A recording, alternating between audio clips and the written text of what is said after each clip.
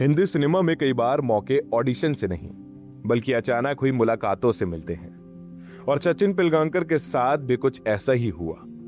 एक शादी का रिसेप्शन, एक छोटी सी बातचीत और फिर बनी ऐसी फिल्म जिसने सचिन को राजश्री कैंप का नया चेहरा बना दिया। यह कहानी सिर्फ एक फिल्म की नहीं बल्कि उस दौर की भी है जब रिश्ते और भरोसे पर फिल्में बनती थी।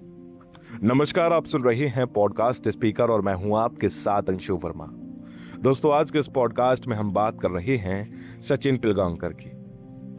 यह किस्सा है अमिताभ बच्चन के छोटे भाई अजिताभ बच्चन की शादी के रिसेप्शन का। उस पार्टी में बॉलीवुड की कई बड़ी हस्तियां मौजूद थीं और वहां राजकुमार बड़जात्या भी पहुंचे हुए थे।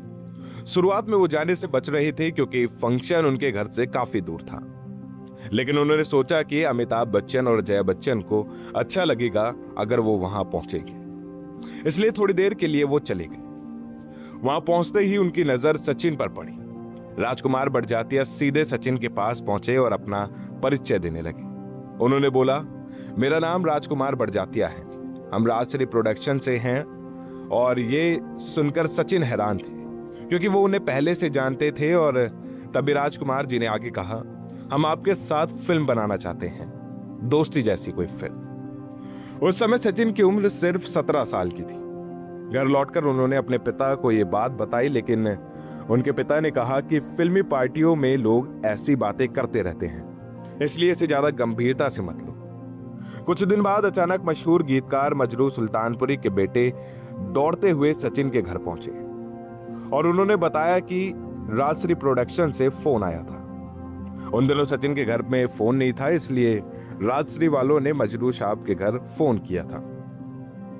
इसके बाद सचिन के पास ये कॉल आया और उनके पिता राजकुमार बड़जात्या से बात की और अगले दिन सचिन को लेकर राजश्री ऑफिस पहुंच गए। तब तक राजकुमार बड़जात्या एक कहानी भी फाइनल कर चुके थे और वो कहानी थी रविंद्रनाथ टैगोर की अतिथि। फैसला हुआ कि इसी कहानी पर फिल्म बनेगी और सचिन उसके हीरो होंगे। स्क्रिप्ट लिखने की जिम्मेदारी सचिन के पिता और मधुसूदन कलेरकर को दी गई।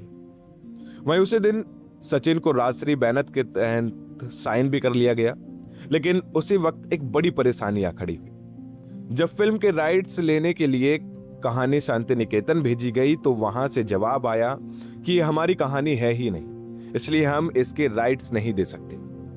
ये सुनकर राजकुमार बड़जात्या निराश हो गए, लेकिन तभी उनके पिता ताराचंद बड़जात्या मुस्कुराए और बोले, जब उन्होंने खुद कह दिया कि ये उनकी कहानी नहीं है तो फिर राइट्स की जरूरत ही क्या है, बनाओ फिल्म। बस फिर क्या था, फिल्म बनने शुरू हो गई। साल 1975 में रिलीज हुई उस फिल्म का नाम गीत गाता चला। फिल्म का निर्देशन किया था हिरन नाग ने और संगीत दिया था रविंद्र जैन ने। फिल्म रिलीज हुई और सचिन पिलगांवकर को दर्शकों ने हाथों हाथ अपना लिया। कहा जाता है कि अगर उस रात राजकुमार बड़जात्या रिसेप्शन पार्टी में ना जाते तो शायद सचिन को राजश्री कैंप में एंट्री मिलने में और कई साल लग जाते। यही वजह है कि आज भी फिल्म इंडस्ट्री में राजकुमार बड़जात्या को सिर्फ एक निर्माता नहीं बल्कि कलाकारों को पहचानने वाला इंसान माना जाता है। दोस्तों, फिलहाल इस पॉडकास्ट में इतना ही। ऐसे ही और भी पॉडकास्ट के लिए बने रहें हमारे चैनल पॉडकास्ट स्पीकर के साथ।